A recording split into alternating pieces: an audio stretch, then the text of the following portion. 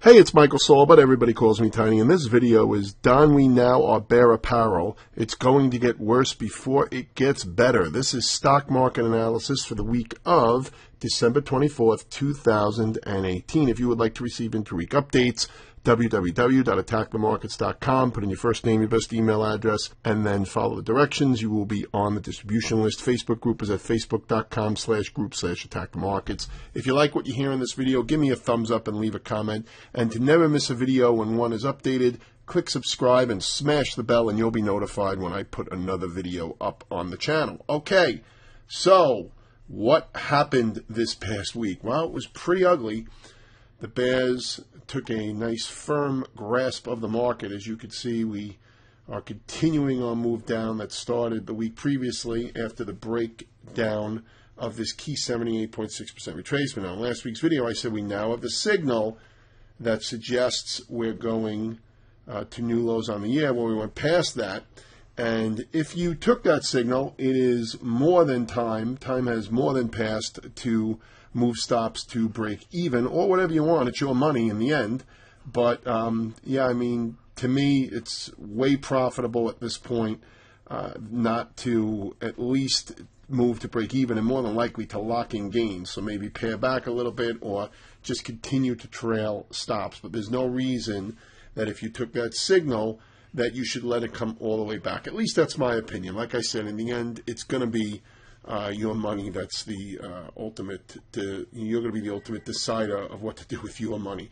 So on the week, the S&P closed below the 127.2% external retracement. That is based on the range of the year. So we are now, well, we were red on the year, but now we're below the lows of the year. That's for 2018, and it looks like we're going to go lower. There is a pretty good chance that we go down to this 161.8% retracement. Will it be by the end of the year?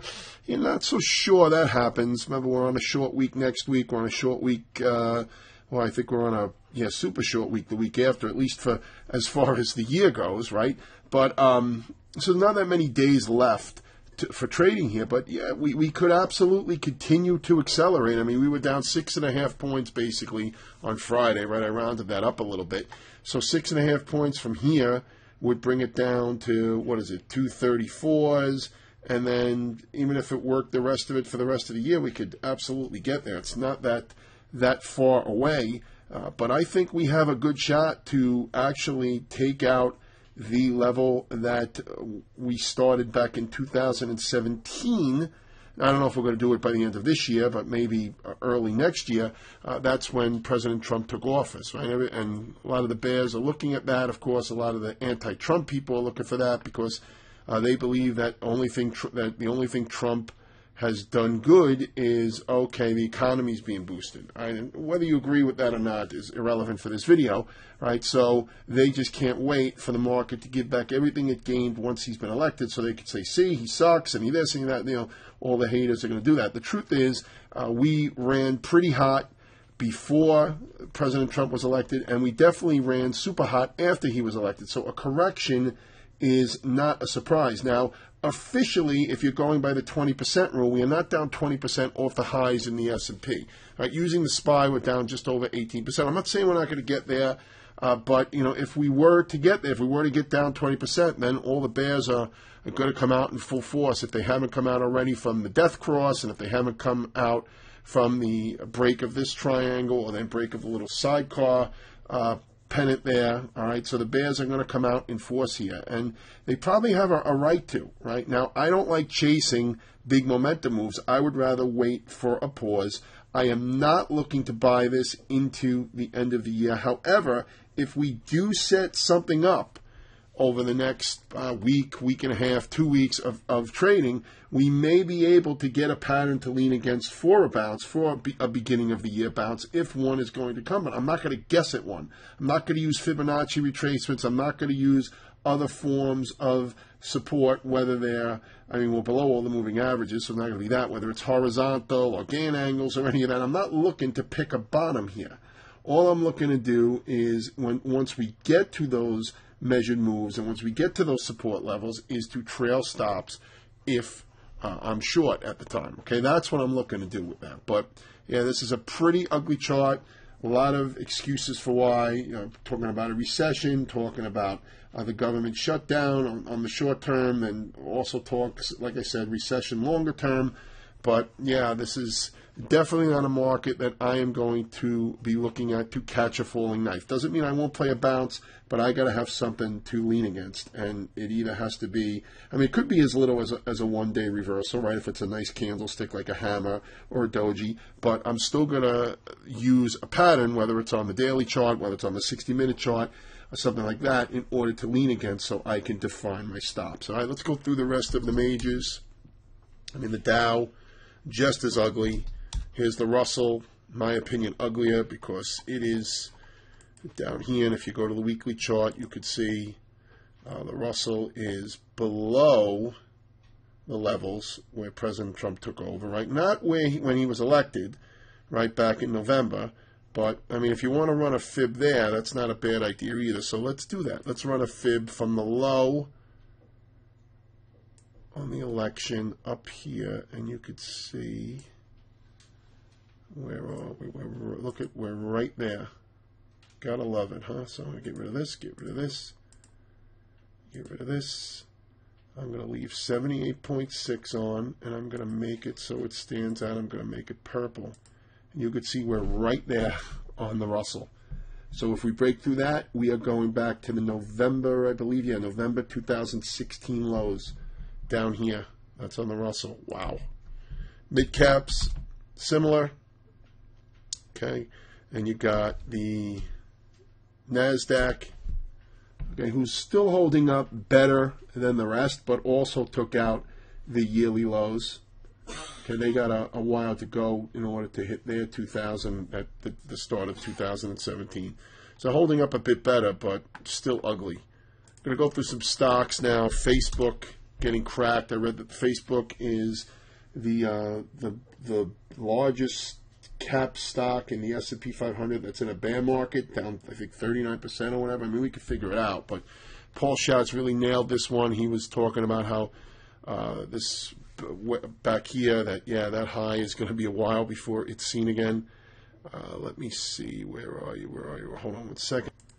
Okay, so I could take this custom sort date. I can go like this, and then I can, whoops, don't want to do that. Let's see, get the start.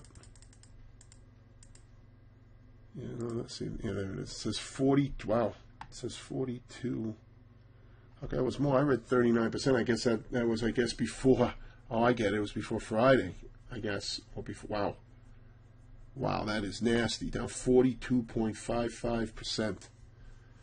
So, yeah, I mean, and that's from the high, right? Not from the start of the year, just from the highs.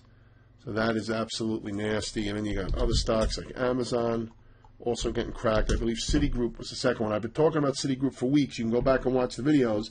I was saying that this is one of the weaker looking bank stocks, also getting shellacked off the highs. Right. What about, did we look at Alphabet? Yeah, here's Alphabet. Also getting hit back under 1,000. Here's Apple getting creamed also. Wow. Yeah, so there's a lot of carnage out there, and I don't think it's the time to just try to guess that we're going to bounce. And I do expect a bounce sooner than later, just because we're getting so short-term oversold. The rubber band is stretched so far, but like I said, without a pattern, it's just not worth it. Right? It's just not worth the risk, in my opinion. Got to have something to lean against, and of course, you have to have good stop losses. Let's look at bonds. So bonds are continuing to rally. So the excuse of bonds dying, rates rising, that's why the market was getting hit. That doesn't hold water anymore. Bonds are taking a pause here, but they look like they may want to move higher. Gold, all right, also trying to put a bottom in here. I've been saying this for a while. I haven't been seeing the bottom in gold. Still don't necessarily see it right now. It's right at the 200-day moving average. But if this pulls back and forms a little coil, then that could be it. The gold could be ready to move. And then oil, continuing to get smacked. That's good for us with gold prices, but I'm sorry, with fuel prices.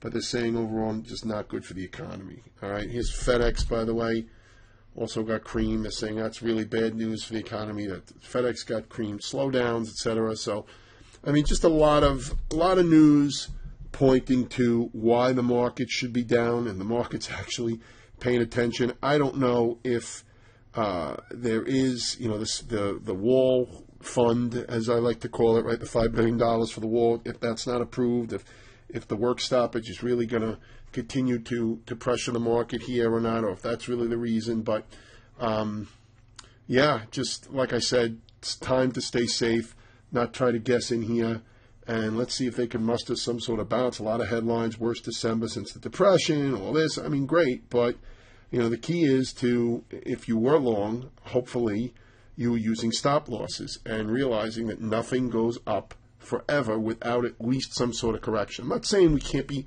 higher than these highs in, who knows, maybe even as soon as a couple of months, right? I don't know. I'm not predicting that. I'm just saying that that's not that's not out of the question. But when the market is in a correction, and it obviously is, and it's headed on bad territory, at least for the broad market, some of the other indexes are already there, right? Then, the whole point of money management is to get out and look for a better place to get in, right? Rather just hold and pray, which a lot of investors are doing, right? So, you're watching this video, so that means you're definitely smarter than the average investor, but, always use stop losses, and definitely don't just hope. Hope is not a strategy, all right? So, I want to wish you a Merry Christmas if you're celebrating. It will be a short week next week. Again, doesn't mean there can't be carnage, doesn't mean there can't be a bounce. All right, so don't think that the volatility is automatically going to be out because it's Christmas week. There's a lot of people that are getting hurt here, a lot of hedge funds that are getting hurt here. So they may want to either, abandon ship, like the rats running off the ship, or they may want to try to salvage the year out. All right, so anyway, have a Merry Christmas if you celebrate. If you don't celebrate, have a wonderful Tuesday. I will talk to you in the intra-week updates or in next week's video. Stay safe. Talk to you soon.